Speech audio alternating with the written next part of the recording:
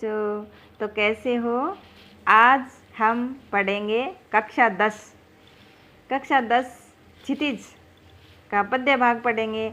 और पद्य भाग में पहले आपको पढ़ा चुकी हूँ पूरा का पूरा, मेरी प्लेलिस्ट पे जाके देखना।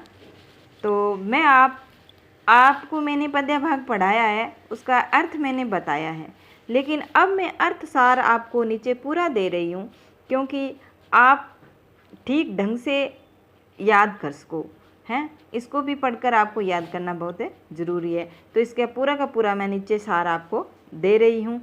ये सूरदास जी का पाठ है, तो आप इसको मैंने पढ़ा तो दिया है, लेकिन आज मैं फिर आपको दोबारा पढ़ाती हूँ, तो आप इसको पढ़ना। क्योंकि कक्षा 10 बोर्ड की परीक्षा है, अच्छे अंक लाने चाहिए हिंदी में। और सबसे अच्छे अंक तभी आएंगे जब हम इस पाठ को लिख के याद करेंगे। कोई भी शब्दों की त्रुटि हम नहीं करेंगे, शब्दों को अच्छी तरह से लिखना सीखेंगे, और कैसे इसका अर्थ लिखा जाता है वो भी हम यहाँ पे देखेंगे हैं। ये तो अर्थ सीधा ही यहाँ पे दिया गया है, लेकिन जब हम व्याख्या करते हैं तो प्रसंग, व्याख्या और विशेष लिखते हैं। प्रसंग में ऐसा लिखते हैं कि ये कहाँ से लिया गया है, कौन सी कक्षा, कौन सी पाठ से लिया गया है, पाठ का नाम क्या है। प्रसंग में ये लिखते हैं, फिर व्याख्या पूरी करते हैं, इसका हिंदी अनुवाद, ये व्याख्या इसमें दी हुई है पूरी की पूरी। फिर हम विशेष में लिखेंगे कि कैसे शब्दों का प्रयोग हुआ है, कौन से अलंकारों का प्रयोग हुआ है, कौन सी भाषा इसमें है, तो इसका भी हम विशेष में उल्लेख करेंगे। ठीक है, तो अब मैं यहाँ इसका अर्थ पूरा आपको दे रही हूँ कि उधो तुम हो अति बड़भागी, अप्रस रहत स्नेह तगाते नाहिन मन अनुरागी, पूर्णी पात रहन जल भीतर तारस देह न दागी, जो जल माहे तेल की गागरी बूंद न ताको लागी, प्रीति नदी में पाव न बोर्यो दृष्टि न रूप परागी, सूरदास अबला हम बोरी गुट चूंटी ज्यों तागी। यानी इसका पाठ का मैंने पाठ पूरा पढ़ाया और इसका अर्थ भी मैंने बताया है, लेकिन अब मैं इसका पूर्ण अर्थ आपको सामने दे रही हूँ। तो पढ़ा तो मैं पहले चुकी हूँ, लेकिन अब मैं आपको बता रही हूँ इनका अर्थ कि आप पढ़ना।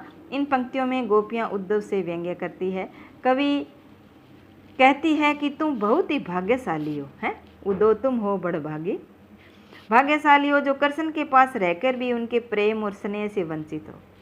तुम कमल के उस पत्ते के समान हो, हैं पूर्णी पात, पूर्णी मानी कमल का पत्ता होता है, पूर्णी पात रहत जल भीतर, यानी तुम कमल के उस पत्ते के समान हो जो रहता तो जल में है, परंतु जल में डूबने से बचा रहता है। जिस प्रकार तेल की गागरी को जल में भिगोने पर उस पर पानी की एक बूंद नहीं ठहर पाती, ठीक उसी प्रकार तुम भी कृष्ण रूपी प्रेम की निंदा नदी के साथ रहते हुए भी उसमें स्नान करने की बात तो दूर, तुम पर तो कृष्ण प्रेम की एक छींटा भी नहीं है, छींट भी नहीं पड़ती। जो जल माहे तेल की गागरी बूंद न ताको लागी, प्रीति नदी में पाँव न बोर्यो दृष्टि न रूप परागी है। तो तुमने कभी भी प्रीति रूपी नदी में, प्रीति रूपी यानी प्रेम रूपी नदी के साथ रहते हुए भी उसमें स्नान करने की बात तो दूर, तुम तो श्री कृष्ण प्रेम की एक छींट भी नहीं तुमने इसमें पड़ने देते हो। तुमने कभी प्रीत रूपी नदी में, रूपक अलंकार है यहाँ पे, कि तुमने कभी प्रीति रूपी नदी में पैर नहीं डुबोए। तुम बहुत विद्यमान हो, इसलिए कृष्ण के प्रेम में नहीं रंगे, परंतु हम भोली भाली गोपियाँ हैं, इसलिए हम उनके प्रति ठीक उस तरह आकर्षित हैं जैसे चींटियाँ गुड़ के प्रति आकर्षित हो जाती है। हम उनके प्रेम में लीन हैं, गुड़ चुंटी जो पागी, हम भी उनके प्रेम में लीन हैं। तो दूसरा पद हम देखते हैं, मन की मन ही मांझ रही। अब गोपियाँ क्या कहती है, उद्धव से व्यंग्य करते हुए कहती है कि हमने अपने मन की बात मन में ही रख ली है। मन की मन ही मांझ रही, कहिए जाई कौन पे उदो, ना ही परत कही, अवधि असार आस आवन की, तन मन बिथा सही, अब इस जोग संदेश ने सुनी सुनी, बिरहनी बिरह दे, चाहती हुती गुहारी जिती ते, उड़ते धार बही, सूरदास अब धीर धरे क्यों मर ज्यादा न लही। कितनी अच्छी बात पद्य भाग में, सूरदास की भाषा ब्रज है ही, आपको पता ही है। अर्थ, इन पंक्तियों में गोपियाँ उद्धव से कहती है कि उनकी मन की बात मन में ही रह गई, मन की मन में ही मांझ रही। वे कृष्ण से बहुत कुछ कहना चाहती थी, परंतु अब वे नहीं कह पाएगी। वे उद्धव को अपने संदेश देने का उचित पात्र नहीं समझती है और कहती है कि उन्हें बातें सिर्फ कृष्ण से ही कहनी है, किसी और को कहकर संदेश नहीं वो भेज सकती। वे कहती है कि इतने समय से कृष्ण के लौट कर आने की आशा को हम आधार मानकर तन मन हर प्रकार से विरह की ये व्यथा सह रही थी, तो ये सोचकर कि वे आएंगे हमारे सारे दुख दूर हो जाएंगे। परंतु श्री कृष्ण ने हमें हमारे लिए ज्ञान योग का संदेश भेजकर हमें और भी दुखी कर दिया है। हम विरह की आग में और भी जलने लग गई हैं। परंतु श्री कृष्ण ने हमारे लिए ज्ञान योग का संदेश भेजकर हमें और भी दुखी कर दिया है। हम विरह की आग में और जलने लगी हैं। ऐसे समय में कोई अपने रक्षक को पुकारता है, परंतु हमारे जो रक्षक है वही आज हमारे दुख का कारण है। हे उद्धव, अब हम धीरज क्यों धरें, कैसे धरें, जब हमारी आशा का एकमात्र तिनका भी डूब गया। प्रेम की मर्यादा है कि प्रेम के बदले प्रेम ही दिया जाए, पर कृष्ण ने तो हमारे साथ छल किया है। हैं सूरदास बधीर दई क्यों मर्यादा न लही। मर्यादा मर्यादा मतलब है हमारे साथ छल किया है, उन्होंने मर्यादा का उल्लंघन किया है। अब तीसरा पद पढ़ते हैं। हमारे हरी हरील की लकड़ी है, मन करम वचन नंद नंदन उरिय दृढ़ करी पकड़ी। जागत सोवत स्वपन दिवस निसी काने काने झकरी।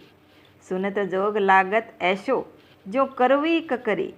सुन तो ब्यादी हमको ले आए देखी न सुनी करी। यह तो सूर तिन्ही लो सौंपी जिनके मन चकरी। कितनी अच्छा पद है, तो पढ़े भी तो भी आनंद आता है। तो इन पंक्तियों में गोपियाँ कहती है कि कृष्ण उनके लिए हारील की लकड़ी है। हारील एक पक्षी होता है जो काठ यानी काठ पे बैठा रहता है, यानी पेड़ पे बैठा रहता है और पेड़ को इस तरह से जकड़ लेता है कि वो उसको छोड़ता ही नहीं है। जिस तरह हारील पक्षी लकड़ी के टुकड़े को अपने जीवन का सहारा बनाता है, मानता है, उसी प्रकार श्री कृष्ण भी गोपियों के जीने का आधार है। हमारे हरील की लकड़ी है, गोपियों का जीने का आधार श्री कृष्ण है। उन्होंने मन कर्म और वचन से नंद बाबा के पुत्र को जीवन का पुत्र के कृष्ण को अपना माना है। गोपियाँ कहती है कि जागते हुए, सोते हुए, दिन में, रात में, स्वप्न में हमारा रोम रोम कृष्ण नाम जपता रहा है। जागत सोवत स्वपन दिन निसी काने काने जकरी, यानी हमारे रोम रोम में श्री कृष्ण का नाम बसा हुआ है। उन्हें उद्धव का संदेश कड़वी ककड़ी के समान लगता है। कैसा लगता है? जो कड़वी ककड़ी, उद्धव का संदेश है वो कड़वी ककड़ी के समान उनको लगता है। हमें कृष्ण के प्रेम का रोग लग चुका है। अब हम आपके कहने पर योग का रोग नहीं लगा सकते, क्योंकि हमने तो उनके बारे में न कभी सुना है, न कभी देखा है और न कभी इसको भोगा ही है। आप जो यह संदेश हमें देने के लिए लाए हो, या तो सूरत नहीं को ले सौंपो जिनके मन चकरी, उनको ये तो उन्हीं को देना जिनके मन को ये बहता है। इस तरह से गोपियाँ कहती है। वो उन्हें जाकर सौंपे जिनका मन चंचल है, यानी स्थिर नहीं है, एक जगह स्थिर नहीं है, उन्हीं को ये संदेश अच्छा लगेगा, क्योंकि हमारा मन तो पहले से ही कृष्ण जी चुरा के ले गए हैं। हमारा मन तो पहले से ही कहीं और लग चुका है। कहीं और का मतलब श्री कृष्ण जी में लग चुका है। अब चौथा पद पढ़ेंगे। 3 पद हम पढ़ चुके हैं, चौथा पद पढ़ेंगे। हरी है राजनीति पढ़ी आए, समझू बात कहत मधुकर के समाचार सब पाए। एक एति चतुर हुते पहले ही अब गुरु ग्रंथ पढ़ाए। बड़ी बुद्धि जानी जो उनकी जोग संदेश पढ़ाए। उदो भले लोग आगे के परहित डोलत धाए। अब अपने मन फेर पाई चलत जू हुते चुराए। ते क्यों अनिति करे आपुंजे और अनिति छुड़ाए। राज धर्म तो ये हैं सुर जो प्रजा न जाही संताए। राजा का धर्म तो ऐसा ही होता है जो प्रजा को नहीं संताता। यानी बात है इसमें गोपियाँ क्या कहती है कि गोपियाँ कहती है कि श्री कृष्ण ने राजनीति पढ़ ली है। गोपियाँ बात करती हुई व्यंग्यपूर्वक कहती है वे तो पहले से ही बहुत ही चालाक थे। कौन? श्री कृष्ण। पर अब उन्हें बड़े बड़े ग्रंथ पढ़ लिए हैं, जिससे उनकी बुद्धि बढ़ गई है। तभी तो हमारे बारे में सब कुछ जानते हुए भी उन्होंने हमारे पास उद्धव के योग का संदेश भेजा है। हैं? समझी बात कहत मधुकर के समाचार सब पाए, एक अति चतुर होते पहले ही अब गुरु ग्रंथ पढ़ाए, बड़ी बुद्धि जानी जो उनकी जोग संदेश पढ़ाए। हैं? वो तो हमारे पास उद्धव के योग का संदेश भेजा है। उद्धव जी का इसमें कोई दोष नहीं है। ये भले लोग हैं जो दूसरों के कल्याण करने में आनंद का अनुभव करते हैं। गोपियाँ उद्धव से कहती है कि आप जाकर कहिएगा कि यहाँ से मथुरा जाते वक्त श्री कृष्ण हमारा मन भी अपने साथ ले गए थे, उसे वे वापस कर दें। वे अत्याचारियों को दंड देने का काम करने मथुरा गए हैं, परंतु वे स्वयं अत्याचार करते हैं। आप उनसे कहिएगा कि एक राजा को हमेशा चाहिए कि वो प्रजा के हित का ख्याल रखे, उन्हें किसी प्रकार का कष्ट नहीं पहुंचने दे। यही राजा का राजधर्म है। तो सूरदास जी का जीवन परिचय हम पढ़ चुके हैं, वहाँ पे देख लेना। और ये इसके कठिन शब्दार्थ है, ये भी याद कर लेना है इसके नीचे जो दिए हुए हैं। ठीक है, मैंने आपको पाठ का सार बताया है, आप ज़रूर पढ़ना, याद करना। ठीक।